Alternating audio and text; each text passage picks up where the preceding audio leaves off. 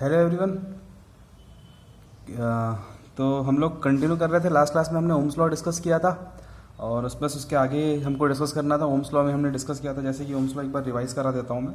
Ohm's law में हमने discuss किया था क्या कि अगर सपोज़ कोई कंडक्टर है, ठीक है ना, और इस कंडक्टर में के टर्मिनल्स पे अगर हम वोल्टेज अप्लाई करते हैं, ठीक है ना, एनर्जी अप्लाई करते हैं, तो उन चार्जेस की वजह से जो करंट प्रोड्यूस होगा, वो जो करंट है ना, वोल्टेज करंट के क्या होगा, डायरेक्टली प्रोपोर्शनल होगा। ये हमने डिस्कस किया था, ठीक है ना।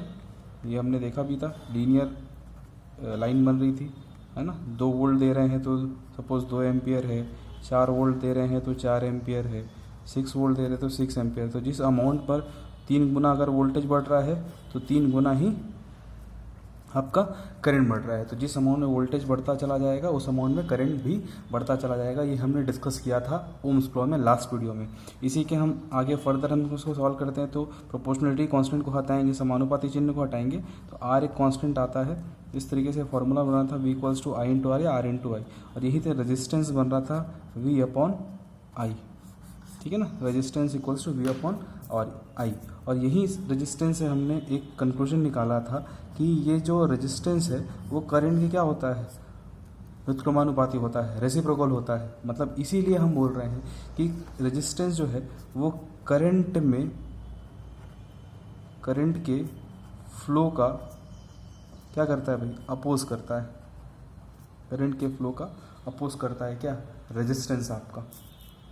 क्लियर है, ठीक है। तो यहाँ तक हमने डिस्कस किया था। उसके बाद हमने ये भी डिस्कस किया था कि ओम्स लॉ, ये जो ओम्स लॉ अप्लाई हो रहा होगा कि वोल्टेज प्रोपोर्शनल है किसके, करंट के। वोल्टेज जो प्रोपोर्शनल है करंट के, ये हमने इसके लिए एक हमने बोल दिया था कि भाई लिमिटेशन है ओम्स लॉ का। वो लिमिटेशन क्या है कि भाई उसका फिजिकल कंडीशन बदलना नहीं चाहिए, उसका फिजिकल कंडीशन कभी भी चेंज नहीं होना चाहिए, भौतिक अवस्था में कभी भी कोई परिवर्तन नहीं होना चाहिए।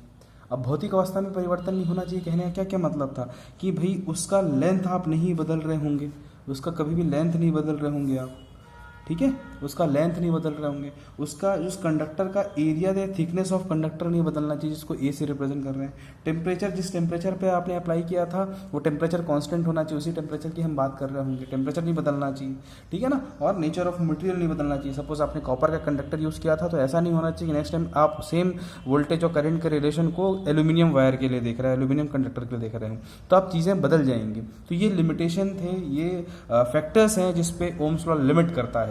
ये चीज़ें कभी भी चेंज नहीं होनी चाहिए कंडक्टर की। अगर ये चीज़ें चेंज हुई तो ओम्स लॉ आपका वेरीफाई या फॉलो नहीं होगा। ये हमने डिस्कस किया था। तो ये सारी चीज़ें हमने लास्ट वीडियो में देख लिया। जिसको अगर डाउट है तो प्लीज़ वो लास्ट वीडियो पहले रेफर करके आएँ और जस्ट इसको देखेंगे तो ज़्यादा बेटर होगा। और मैं कोशिश ये भी करूँगा कि एक बार आप उस वीडियो को एक बार पहले देख लें, फिर हम आते हैं तो और बहुत कंटिन्यू में वो वीडियो समझ में चीज़ें आएंगी, ठीक है। तो हम लोग आज डिस्कस कर रहे हैं क्या, फैक्टर्स अफेक्टिंग ओम्स लॉ, या और यहाँ पर मैंने लिख दिया है और में रेजिस्टेंस भी, कि रेजिस्टेंस कैसे बदल जाएगा। एक्चुअली क्या होता है कि फैक्टर्स अफेक्टिंग ओम्स लॉ में रेजिस्टेंस ही बदलेगा और रेजिस्टेंस के बदलने से ओम्स लॉ बदल जाता है। ये हम देखना होगा, बहुत अच्छे से चीज़ें समझ में आएंगी भी, ठीक है। तो हम लोग इस वीडियो में डिस्कस कर रहे होंगे इन चीज़ों को। क्लियर है, ठीक है। तो सबसे पहले हम डिस्कस कर रहे हैं क्या कि अगर हम ओम्स लॉ में फैक्टर कैसे अफेक्ट होगा, अगर लेंथ ऑफ कंडक्टर बदल जाए तो, अगर कंडक्टर का लेंथ बदल जाएंगे तो क्या क्या चीज़ें बदल जाएंगी, कैसे कैसे चीज़ें बदल जाएंगी वो हम समझते हैं। तो सबसे पहले मैं हेडिंग ले रहा हूँ क्या, लेंथ ऑफ कंडक्टर। सबसे पहले हम हेडिंग ले रहे हैं क्या, length of conductor, length of conductor, length of conductor. इस लेंथ को हम लोग स्मॉल एल से रिप्रेजेंट करते हैं, ठीक है। सॉरी, हम इस कंडक्टर को किससे रिप्रेजेंट करते हैं, स्मॉल एल से रिप्रेजेंट करते हैं, ठीक है ना, स्मॉल एल से रिप्रेजेंट करते हैं। अब हो क्या रहा होगा कि अगर हम कंडक्टर का लेंथ बदल देते हैं तो क्या चीज़ें बदल जाएंगी ये समझना। सपोज मैं क्या करता हूँ, एक कंडक्टर लेता हूँ, ये कंडक्टर है, ठीक है, ये कंडक्टर है। हमने कंडक्टर के बारे में पूरा डिस्कस किया है। कंडक्टर क्या, चालक होता है, चालक जिसमें करंट फ्लो कर रहा हूँ। अगर ये कंडक्टर है तो इसमें नंबर ऑफ क्या होंगे भाई, इलेक्ट्रॉन्स होंगे। क्लियर है बात, ठीक है। या ज़्यादा अच्छे समझाने के लिए मैं क्या करता हूँ, एक बार ध्यान देना, फिर से मैं बना देता हूँ। सपोज एक कंडक्टर लिया, थोड़ा कंडक्टर बड़ा बनाता हूँ तो चीज़ें समझ में आएंगी कि कब बताना क्या चाह रहा हूँ। सपोज एक कंडक्टर है और एक कंडक्टर में क्या है, नंबर ऑफ इलेक्ट्रॉन्स प्रेजेंट है आपके। इस कंडक्टर में नंबर ऑफ इलेक्ट्रॉन्स प्रेजेंट है। ठीक है, अब अगर इस कंडक्टर का लेंथ L है, समझना, आप समझने जा रहे हो ना, सपोज इस कंडक्टर का लेंथ L है और इसमें नंबर ऑफ इलेक्ट्रॉन्स प्रेजेंट है। अब अगर इस कंडक्टर का लेंथ को अगर मैं चेंज कर दूं तो क्या होगा?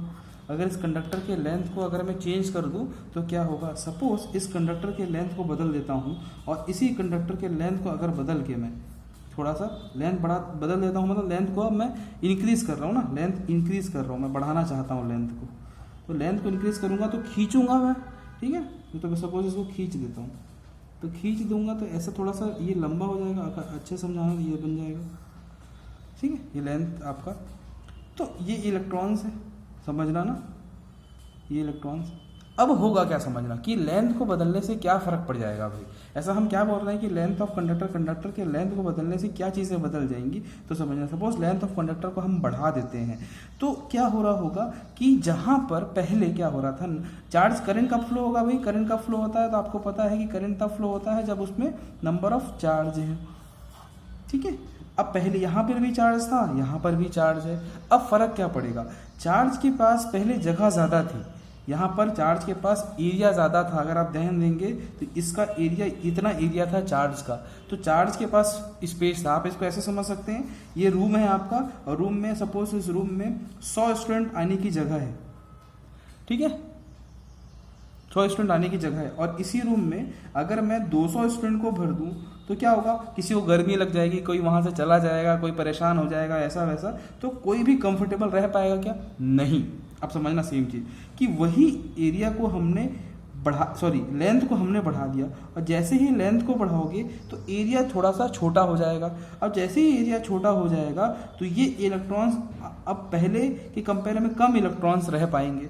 कैसे कम रह पाएंगे? पहले उतने ही थे, अब ये इलेक्ट्रॉन आपस में एक दूसरे से टकराएंगे, तो सपोज जहां पर 100 इलेक्ट्रॉन्स पहले थे तो कुछ इलेक्ट्रॉन्स आपस में क्योंकि मूव कर रहे हैं इधर उधर तो टकराएंगे, कोलाइड होंगे तो डिस्ट्रॉय हो जाएंगे, और जैसे ही डिस्ट्रॉय होंगे तो सपोज मैं बिलीव करता हूँ कि ऐसे टकराने के बाद सपोज 20 इलेक्ट्रॉन का नुकसान हो गया और आपके पास कितने बच गए? 80 इलेक्ट्रॉन्स आपके पास बच गए। तो जहां पर पहले करंट जो है, जहां पर करंट पहले कितने इलेक्ट्रॉन्स की वजह से फ्लो हो रहा था? 100 इलेक्ट्रॉन्स की वजह से हो रहा था। इस स्थिति में जहां पर लेंथ को बढ़ा दोगे तो क्या होगा, अब इस स्थिति में करंट जो फ्लो करेगा, वो 80 इलेक्ट्रॉन्स की वजह से होगा। और आपको ये बात पता है कि चार्जेस जितने ज़्यादा करंट उतना ही ज़्यादा, तो पहले 100 इलेक्ट्रॉन्स की वजह से, अब 80 इलेक्ट्रॉन्स की वजह से, तो इस स्थिति में करंट की वैल्यू क्या हो जानी है? करंट की वैल्यू हो जाएगी डिक्रीज। करंट की वैल्यू, सॉरी दिख नहीं रहा होगा मेरे ख्याल से, ठीक है, सॉरी मैं इसको नेक्स्ट पेज में एक्सप्लेन कर देता हूँ अच्छे से, ठीक है। सपोज मैं क्या बोल रहा हूँ, लेंथ ऑफ कंडक्टर है, लेंथ ऑफ कंडक्टर की अगर हम बात कर रहे हैं, लेंथ ऑफ कंडक्टर की बात कर रहे हैं, तो जहां पर सपोज पहले ये कंडक्टर बनाया था हमने, इस लेंथ ऑफ कंडक्टर में मेरे पास 100 इलेक्ट्रॉन्स थे, अब इसका लेंथ मैंने क्या कर दिया, इसको बढ़ा दिया, और बढ़ाने के बाद इसका लेंथ सपोज ये कर दिया, तो इसका एरिया थोड़ा सा कम हो जाएगा। अब ये इलेक्ट्रॉन्स है, अब समझना कि ये इलेक्ट्रॉन्स पहले से थे, तो यहाँ पर एरिया इनके पास ज़्यादा था, रूम के हिसाब से समझे इसको, और कुछ इलेक्ट्रॉन्स डिस्ट्रॉय हो गए, और अब कितने बच गए इसके पास? 80 इलेक्ट्रॉन्स। अब क्या हो रहा है, जहाँ पर 100 इलेक्ट्रॉन्स की वजह से करंट फ्लो हो रहा था, यहाँ पर 80 इलेक्ट्रॉन्स की वजह से करंट फ्लो होगा, और जहाँ पर चार्ज ज़्यादा होगा करंट वहाँ ज़्यादा होगा, जहाँ चार्ज कम वहाँ करंट क्या होगा? कम होगा। और आपने ध्यान दिया ही है कि हमने ओम्स लॉ में पढ़ा था V = I × R से, यहीं पर आप देखते हैं R = क्या होता है? V/I। यहीं पर हमने क्या देखा था? R इन्वर्सली प्रोपोर्शनल है क्या? किसके? करंट के। मतलब क्या बताना चाह रहे हैं हम लोग कि अगर जहाँ पर करंट ज़्यादा होगा रेजिस्टेंस वहाँ कम होगा, या अगर करंट यहाँ पर कम है रेजिस्टेंस क्या होगा? ज़्यादा। तो यहाँ पर करंट क्या है? कम है, तो रेजिस्टेंस क्या हो? करंट क्या है?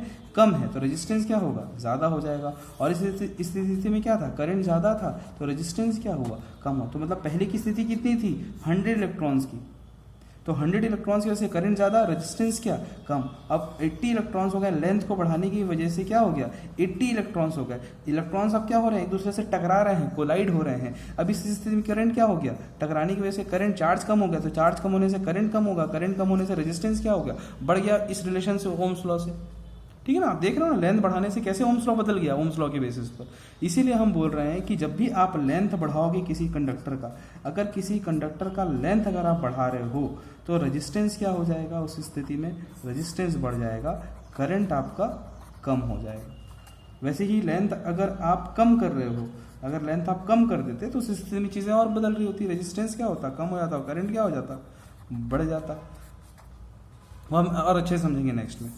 बात आ रही समझ में? तो हम क्या बोल रहे हैं कि जब भी लेंथ आप बदल दोगे तो रेजिस्टेंस आपका बढ़ जाएगा। तो ये फैक्टर अफेक्ट कर रहा है लेंथ जो है आपका, फिजिकल डायमेंशन बदल देने से पूरा ओम्स लॉ। अब ये कांस्टेंट रह गया क्या, नहीं, रेजिस्टेंस बदल गया। कांस्टेंट कैसे है, क्योंकि ये कांस्टेंट था पहले तो, ठीक है ना। तो इस स्थिति हम लोग क्या बोल रहे हैं कि जब कभी भी आप किसी कंडक्टर का अगर आप लेंथ बढ़ाते हो, जब किसी कंडक्टर का लेंथ बढ़ाओगे तो उस स्थिति में आपका क्या होगा, पहले 100 इलेक्ट्रॉन्स की वजह से हो रहा था, अब 100 इलेक्ट्रॉन्स की वजह से हो रहा था। तो इस स्थिति में क्या होगा, रेजिस्टेंस आपका बढ़ जाएगा। ये पहला कंक्लूजन है किसी भी लेंथ ऑफ कंडक्टर का अगर फैक्टर अफेक्ट कर रहा है ओम्स लॉ को। तो यहाँ मेरे ख्याल से क्लियर हुआ होगा कि जब कभी भी लेंथ बढ़ा देंगे, जब कभी भी लेंथ को बढ़ा दिया जाएगा तो रेजिस्टेंस इंक्रीज हो जाएगा, ठीक है, क्योंकि इलेक्ट्रॉन्स कोलाइड करने लग जाएंगे, जगह उनके पास कम हो जाएगी, ठीक है। वैसे ही एक रूम में आप 100 लोग हैं, उसमें अगर 100 लोग के आने की जगह है उसमें 200 लोग को भर देगा तो हीट बढ़ जाता है ना, कोलाइड करने लगते हो, एक दूसरे से टकराने लगते हो, एक दूसरे को गाली देने लगते हो। सेम वही कंडीशन होता है इलेक्ट्रॉन्स ना चार्जेस के साथ। अब सेकेंड कंडीशन है क्या कि एरिया या थिकनेस को हम, एरिया ऑफ कंडक्टर, अगर कंडक्टर का एरिया चेंज कर दें तो क्या फ़र्क पड़ेगा। सपोज पहले मैं सेम एक्सप्लेनेशन करता हूँ, सपोज ये इसका है, अच्छा भाई ये लेंथ है ना, ध्यान रखना, और ये उसका क्या होगा, ब्रेड्थ होगा, चौड़ाई होगी, बी से शो कर रहा हूँ। तो एरिया क्या होता है किसी चीज़ का, एरिया होता है लेंथ इनटू ब्रेड्थ, क्योंकि हम क्रॉस सेक्शनल एरिया की बात करते हैं, लंबाई इनटू चौड़ाई, ठीक है ना, लंबाई इनटू चौड़ाई होता है, ठीक है। सपोज अगर हम इसको एक रेक्टेंगुलर मान के डिस्कस करते हैं समझने के लिए, ठीक है, एक लेंथ है और ये, अब एरिया क्या होगा, ये एरिया है उसका, दोनों चीज़ें बदलनी चाहिए। अब अगर यहाँ पर इलेक्ट्रॉन्स हैं, अब समझना यहाँ इलेक्ट्रॉन्स है, अब इसका एरिया बढ़ाना चाहता हूँ मैं, मतलब एरिया बढ़ाना चाहता हूँ, अगर मैं इसके एरिया को बढ़ाना चाहता हूँ, बढ़ा के डिस्कस करते हैं कि एरिया बढ़ाने से क्या होगा भाई, कम करने से क्या होगा। तो एरिया बढ़ाना है मतलब एल भी बढ़ेगा और बी भी बढ़ाएंगे, अगर दोनों चीज़ें बढ़ाएंगे तो चीज़ें होंगी। अब एल भी बढ़ा दो तो एल बढ़ा दो भाई, ये एल बढ़ा दिया हमने, और बी भी बढ़ा दो तो ये वाला एरिया भी बढ़ जाएगा, ठीक है, दोनों चीज़ें बढ़ गई, समझना, ध्यान रखना। अभी हम एरिया की बात करें, किसी लेंथ के बेसिस पर डिस्कस मत करना, क्योंकि दोनों चीज़ें भी इफेक्ट में आएंगी। अभी मैं किसकी बात कर रहा हूँ, एरिया की बात कर रहा हूँ। या अगर आप लेंथ के बेसिस पे कंफ्यूज हो रहे हैं तो आप सब समझो कि मैं सिर्फ ब्रेड्थ को बढ़ा रहा हूँ, लेंथ को वही रख रहा हूँ। तो यही लेंथ है मेरा, यही लेंथ है, सपोज ये डिस्कस कर रहा हूँ, यहाँ लिख बना रहा हूँ, सपोज ये लेंथ है मेरा, ये ब्रेड्थ है मेरा और ये लेंथ है। अगर मैं एरिया की बात करूँ तो एरिया आपका ये होता है। अब सपोज मैं वही करता हूँ कि इस लेंथ को वही रख रहा हूँ, ये लेंथ है मेरा, एरिया बढ़ा दे रहा हूँ, एरिया इसको बढ़ाने से भी एरिया बढ़ जाएगा। तो पहले एरिया इतना था, अब इस एरिया को ज़्यादा कर देता हूँ, सपोज ऐसा कर देता हूँ, ये सपोज ऐसा कर, लेंथ वही रख रहा हूँ, चौड़ाई बढ़ा देता हूँ ब्रेड्थ को। अगर ऐसा कर दो तो क्या होगा, पहले भी नंबर ऑफ इलेक्ट्रॉन्स थे, अभी भी अगर 100 इलेक्ट्रॉन्स थे, अभी भी 100 इलेक्ट्रॉन्स ही रहेंगे। लेकिन होगा क्या, यहाँ पर पहले 100 इलेक्ट्रॉन्स के पास जगह कम था, अभी एरिया बढ़ाने से, रूम का एरिया बढ़ाने से नंबर ऑफ इलेक्ट्रॉन 100 अभी भी हैं, अब डिस्ट्रॉय नहीं होंगे। तो भाई होगा क्या कि जहाँ पर अभी के केस में एरिया कम होने की वजह से टकरा सकते थे, अभी यहाँ टकराने के चांसेस क्या हो जाएंगे, कोलाइड होने के चांसेस जो हैं वो कम हो जाएंगे, टकराने के चांसेस क्या हो जाएंगे, कम हो जाएंगे। और अगर टकराने के चांसेस कम हो जाएंगे और इनको वोल्टेज मिला तो बहुत ही इजीली इलेक्ट्रॉन्स क्या होने लग जाएंगे, बैटरी की तरफ अट्रैक्ट होने लग जाएंगे। मतलब जितना स्मूथ चार्ज का फ्लो यहाँ पर होता, उससे ज़्यादा स्मूथ चार्ज का फ्लो कहाँ पर होगा, यहाँ पर चार्ज का फ्लो ज़्यादा यहाँ पर होने लग जाएगा। और जैसे ही चार्ज का फ्लो यहाँ ज़्यादा होने लग जाएगा तो करंट की वैल्यू यहाँ पर ज़्यादा आएगी। हो सकता है कि यहाँ पर एरिया कम होने से कुछ इलेक्ट्रॉन्स यहाँ पर टकरा के डिस्ट्रॉय हो जाए, नष्ट हो जाए, लेकिन यहाँ पर एरिया बढ़ जाएगा तो क्या होगा, इलेक्ट्रॉन्स के टकराने के चांसेस कम हो जाएंगे। तो इस वजह से टकराने के चांसेस कम होंगे तो ऑब्वियसली अगर सपोज 1.9 एम्पियर करंट यहाँ फ्लो हो रहा है तो ऑब्वियसली यहाँ 2 एम्पियर करंट फ्लो होगा। वो क्यों हो रहा है, कुछ इलेक्ट्रॉन्स यहाँ पर डिस्ट्रॉय हो गए हैं। बात आ रही समझ में? कुछ इलेक्ट्रॉन्स यहाँ पर डिस्ट्रॉय हो गए हैं, इस वजह से यहाँ चांसेस क्या हो जाएंगे, बढ़ जाएंगे। तो मतलब क्या हुआ भाई कि अगर मैं सपोज, समझना चीज़ों को, अगर मैं क्या करूँ, अगर मैं किसी कंडक्टर का एरिया बढ़ा दूँ तो क्या होगा, एरिया बढ़ाने से चार्ज का फ्लो बढ़ जाएगा, बढ़ जाने से करंट क्या हो जाएगा, बढ़ जाएगा। और अभी आपने रिलेशन देखा था, रेजिस्टेंस किसके इनवर्सली प्रोपोर्शनल होता है, करंट के। तो अगर एरिया बढ़ाने से करंट बढ़ेगा तो रेजिस्टेंस की वैल्यू क्या हो जाएगी, कम हो जाएगी। तो ऑब्वियसली आपने दो चीज़ें समझी, फिर से रेजिस्टेंस बदल गया ओम्स लॉ में। क्या कि भाई अगर आप लेंथ बढ़ाते हैं कंडक्टर का और अगर आप एरिया बढ़ाते हैं, थिकनेस बढ़ाते हैं, इसलिए थिकनेस लिखा रहता है, एक ही चीज़ बदल रहे थे हम लोग, थिकनेस लिखा रहता है। एरिया का मतलब थिकनेस मतलब ये वाला पार्ट ना, ये उसका थिकनेस हम बता रहे हैं, ठीक है, ये लेंथ है, इसीलिए लेंथ को अलग डिस्कस किया, थिकनेस को अलग डिस्कस किया। क्रॉस सेक्शनल एरिया की बात करते हैं तो लेंथ बढ़ाने से रेजिस्टेंस क्या हुआ था, रेजिस्टेंस हो गया था कम, और एरिया बढ़ाने से रेजिस्टेंस क्या हो गया था, लेंथ बढ़ाने से रेजिस्टेंस क्या हो गया था, लेंथ बढ़ा रहे थे, रेजिस्टेंस हो गया था आपका, क्योंकि लेंथ बढ़ाएंगे तो क्या होगा, टकराएंगे तो करंट कम हो जाएगा, तो रेजिस्टेंस बढ़ जाएगा, और एरिया बढ़ाने से रेजिस्टेंस क्या हो जाएगा, कम हो जाएगा, उल्टा लिख रहा था। मेरे ख्याल से क्लियर हो रहा होगा। अब एक बार फिर से मैं एक्सप्लेन कर देता हूँ कि अगर लेंथ बढ़ाओगे तो इलेक्ट्रॉन्स ज़्यादा टकराएंगे, करंट कम फ्लो होगा, करंट कम फ्लो होगा तो रेजिस्टेंस बढ़ जाएगा। वैसे ही थिकनेस बढ़ाओगे तो पहले के केस में जो थिकनेस बढ़ा दिया आपने तो रूम ज़्यादा मिल रहा है इलेक्ट्रॉन्स को, अब इस पहले जो ज़्यादा टकरा रहे थे वो अब कम टकराएंगे, और करंट की वैल्यू क्या हो जाएगी, इस केस में करंट की वैल्यू बढ़ जाएगी, तो रेजिस्टेंस क्या होना है, कम हो जाना है। तो ये दो अफेक्ट है किसके, ये दो अफेक्ट हैं आपके किसके, कंडक्टर के। अगर लेंथ और एरिया बढ़ाने से क्या क्या चीज़ें बदल जाएंगी कंडक्टर के केस में। अब थर्ड केस है आपका, थर्ड केस ध्यान रखेंगे, थर्ड केस है टेम्परेचर। टेम्परेचर को आप ऐसे एक्सप्लेन कर लो, एग्जाम में ज़्यादा आता नहीं है, बट टेम्परेचर आप ऐसे समझ लो, ठीक है। आप टेम्परेचर को फिर भी मैं एक्सप्लेन कर देता हूँ। टेम्परेचर क्या है कि अगर ये कंडक्टर है, ठीक है, सपोज टेम्परेचर कंडक्टर, और यहाँ पर नंबर ऑफ क्या है भाई, इलेक्ट्रॉन्स है, ये नंबर ऑफ इलेक्ट्रॉन्स है, अब समझना ध्यान से, ठीक है। और इसको सपोज मैंने रूम टेम्परेचर 27 डिग्री सेल्सियस पर रखा है, तो ये बहुत आसानी से एक दूसरे से दोस्ती करते हुए ये सारे इलेक्ट्रॉन्स एक दूसरे से बता रहे हैं, और भाई तू बता क्या हाल चाल है, तो बोल रहा कोई प्रॉब्लम नहीं है, आराम से रूम में बैठे हैं, तो कोई गर्मी वर्मी का माहौल नहीं है। अब लेकिन इसी कंडक्टर, इसी वायर को मैं अगर हीट देना स्टार्ट कर दूँ, अगर मैं हीट देना स्टार्ट कर देता हूँ, तो जो इलेक्ट्रॉन्स पहले बहुत आसानी से बैठे थे, यहाँ पर हीट देना स्टार्ट कर दूँ, अगर मैं हीट देना स्टार्ट करूँ, गर्म करना स्टार्ट कर दूँ, तो ये कूदने फादने लग जाएंगे। आप इस स्थिति को ऐसे ही समझिए कि सपोज एक आपका कढ़ाई है और आपने यहाँ ज़ीरा रखा हुआ है और आपने हीट देना स्टार्ट किया, तो ज़ीरा क्या करता है, फूट फूट के बाहर निकलता है, मतलब एक दूसरे से टकराता है। तो वैसे ही यहाँ पर जैसे ही इसको हीट दोगे आप तो गर्म होने लगेंगे, तो वाइब्रेशन होने लगेगा उन इलेक्ट्रॉन्स में, और अगर इन इलेक्ट्रॉन्स में वाइब्रेशन होने लगा तो वो इलेक्ट्रॉन्स एक दूसरे से दूर जाने की कोशिश करेंगे, और दूर जाने की जब कोशिश करेंगे तो हो सकता है कि एक इलेक्ट्रॉन दूसरे इलेक्ट्रॉन से क्या कर जाए, टकरा जाए, और जैसे ही एक इलेक्ट्रॉन दूसरे इलेक्ट्रॉन से टकराएगा तो वो डिस्ट्रॉय हो जाएगा। और अगर डिस्ट्रॉय हुआ तो जहाँ पर 100 इलेक्ट्रॉन्स थे एक टेम्परेचर पे, टेम्परेचर बदलने की वजह से हो सकता है कि 80 इलेक्ट्रॉन्स हो जाए या और कम हो जाए। तो आपको ऑब्वियसली समझ में आ रहा है जैसे ही इलेक्ट्रॉन्स कम होंगे तो करंट की वैल्यू क्या हो जाएगी, कम हो जाएगी, और करंट अगर कम हुआ तो फिर से रेजिस्टेंस इस रिलेशन के हिसाब से क्या हो जाएगा, बढ़ जाएगा। इसलिए टेम्परेचर भी एक फैक्टर है ओम्स लॉ का, जिससे रेजिस्टेंस बदल जाएगा, और रेजिस्टेंस के बदलने से करंट बदल जाएगा। और अगर मैं बार बार क्यों बोल रहा हूँ आप समझना कि सर करंट, अगर रेजिस्टेंस बदला तो करंट बदला, और अगर करंट बदला और अगर करंट बदलता है तो उस केस में, क्योंकि भाई वोल्टेज प्रोपोर्शनल होता है करंट के, तो अगर रेजिस्टेंस बदला तो करंट बदलेगा, करंट बदलेगा तो क्या बदलेगा, वोल्टेज बदलेगा। इसलिए ओम्स लॉ टिका रह पाएगा क्या, ओम्स लॉ टिका नहीं रह पाएगा। इसलिए हम ये सारी चीज़ें डिस्कस कर रहे हैं। तो ये हुआ टेम्परेचर की बात, अब हमने टेम्परेचर डिस्कस किया, ठीक है। अब हम लोग नेक्स्ट डिस्कस करते हैं नेचर ऑफ मटीरियल, ठीक है ना। अब हम लोग डिस्कस कर रहे हैं नेचर ऑफ मटीरियल। थर्ड आपका पॉइंट है नेचर ऑफ मटीरियल। ये स्पेसिफिक रेजिस्टेंस लिखा है, स्पेसिफिक रेजिस्टेंस,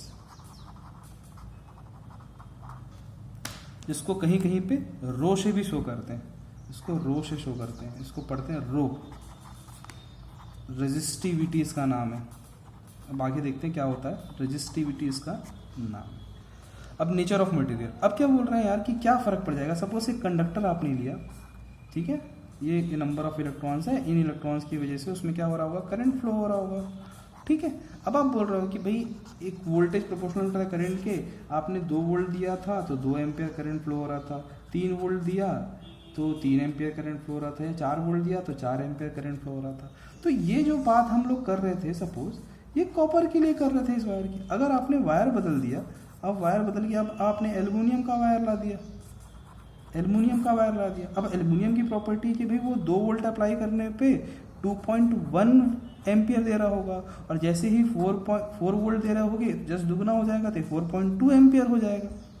आप बात समझ रहे हैं ना कि भाई कॉपर की प्रॉपर्टी थी कि 2 वोल्ट पे 2 एम्पियर, 4 वोल्ट पे 4 एम्पियर, लेकिन एल्युमिनियम की प्रॉपर्टी क्या है, 2 वोल्ट पे 2.1, 4 वोल्ट पे 4.2 एम्पियर, ठीक है। अब यह ध्यान रखना कि वोल्टेज दुगना हुआ तो करंट भी एग्जैक्ट दुगना हो रहा है, ओम्स लॉ यहाँ भी फॉलो हो रहा है, बट मटेरियल बदल गया। आप यहाँ पर बोल रहे थे 4 वोल्ट में 4 एम्पियर देना चाहिए यहाँ, लेकिन 4 वोल्ट में क्या दे रहा है, 4.2। तो भाई इसके रेस्पेक्ट में दुगना तो सही है, लेकिन मटेरियल के बेसिस पर चीज़ें बदल जाएंगी।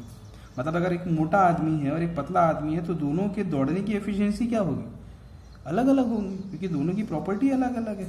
तो इस हिसाब से नेचर पर भी डिपेंड करता है कि मटेरियल कैसा है, नेचर पर भी डिपेंड करता है। मतलब अगर आपका ओम्स लॉ रेजिस्टेंस डिपेंड कर जाएगा कि आपका मटेरियल कैसा है, कि भाई कॉपर का बना हुआ है या एल्युमिनियम का बना हुआ, इन बातों पर भी डिपेंड करता है। ये 3 चीज़ें हैं, ये 3 चीज़ें हैं आपकी जिसके बेसिस पर ओम्स लॉ आपका अफेक्ट होता है। ये हम डिस्कस कर रहे थे फैक्टर्स अफेक्टिंग ओम्स लॉ। तो 3 चीज़ें, पहला लेंथ ऑफ कंडक्टर, लेंथ बढ़ाने से क्या हो जाएगा भाई, करंट की वैल्यू, करंट लेंथ बढ़ाने से क्या हो जाएगा, इलेक्ट्रॉन ज़्यादा टकराएंगे तो रेजिस्टेंस, करंट कम होगा तो रेजिस्टेंस क्या हो जाएगा, बढ़ जाएगा। एरिया थिकनेस बढ़ाने से रेजिस्टेंस की वैल्यू क्या हो जाएगी, बढ़ जाएगी। सेम टेम्परेचर भी डिस्कस किया और नेचर ऑफ मटेरियल भी डिस्कस किया। अब इन समझना कि अब इन तीनों चीज़ों को हम लोग कंसिडर करके चल रहे हैं, ठीक है ना। तीनों चीज़ों को हम कंसिडर करते हैं कि तीनों चीज़ों को रखने से क्या होगा। पहला हमने डिस्कस किया था क्या, length of conductor L। Second हमने डिस्कस किया था क्या, area of conductor, small A capital A, ठीक है। और थर्ड हम डिस्कस कर रहे हैं नेचर ऑफ मटेरियल। 3 चीज़ें ज़्यादा इंपॉर्टेंट है क्योंकि टेम्परेचर पे उसी में आता है नेचर ऑफ मटेरियल। टेम्परेचर को अफेक्ट पे अगर नहीं भी ले तो वो आ जाता है मटेरियल की रेजिस्टिविटी पे, ठीक है। नेचर ऑफ मटेरियल जिसको रो से शो कर रहा है। अब समझना क्या हो रहा है कि अगर हम लेंथ बढ़ा रहे हैं तो आपने देखा था रेजिस्टेंस में क्या फ़र्क पड़ रहा था कि लेंथ बढ़ाने से रेजिस्टेंस कम हो रहा था ना, रेजिस्टेंस बढ़ रहा था ना। लेंथ बढ़ाएंगे तो क्या हो, लेंथ अगर बढ़ा रहे थे तो इलेक्ट्रॉन्स टकरा रहे थे तो करंट क्या हो रहा था, कम हो रहा था। करंट अगर कम हो रहा था तो रेजिस्टेंस क्या हो रहा था, बढ़ रहा था। तो मैं क्या एक चीज़ लिख सकता हूँ कि रेजिस्टेंस जो है वो लेंथ के, कंडक्टर के लेंथ के डायरेक्टली प्रोपोर्शनल होगा। मतलब लेंथ बढ़ा दूंगा तो रेजिस्टेंस भी बढ़ जाएगा, ये हमने डिस्कस भी किया। वैसे एरिया के केस में क्या कह सकता हूँ मैं कि अगर मैं एरिया बढ़ा दूँ तो इलेक्ट्रॉन्स के पास ज़्यादा जगह होगा, इलेक्ट्रॉन ज़्यादा जगह तो टकराएंगे नहीं तो करंट हो जाएगा, क्या बढ़ जाएगा, करंट बढ़ जाएगा तो रेजिस्टेंस क्या हो जाएगा, मतलब एरिया बढ़ाने से रेजिस्टेंस कम हो रहा है, बढ़ाने से कम हो रहा है। यहाँ बढ़ाने से बढ़ रहा था तो प्रोपोर्शनल हो गया, यहाँ बढ़ाने से कम हो रहा है तो ये अपोजिट में आ जाएगा एरिया, ये ऐसा हो गया। तो इसी को हम एक साथ लिखना चाहें तो एल के प्रोपोर्शनल है और एरिया अपोजिट है, ऐसा लिख सकते हैं। अब सर ये वाला चीज़ कैसे आएगी, तो जैसे ही प्रोपोर्शनलिटी कांस्टेंट को हटाओगे तो एक कांस्टेंट आएगा रो, ये होगा रो L/A। जहाँ पर रो वही है आपका जो हम डिस्कस कर रहे थे। रो क्या है भाई, रेजिस्टिविटी या स्पेसिफिक रेजिस्टेंस है, ये स्पेसिफिक रेजिस्टेंस मतलब कॉपर होगा तो कॉपर का, एल्युमिनियम होगा, एल्युमिनियम का, आयरन होगा, आयरन का, जिसका भी आप यूज़ कर रहे हो आप रेजिस्टेंस।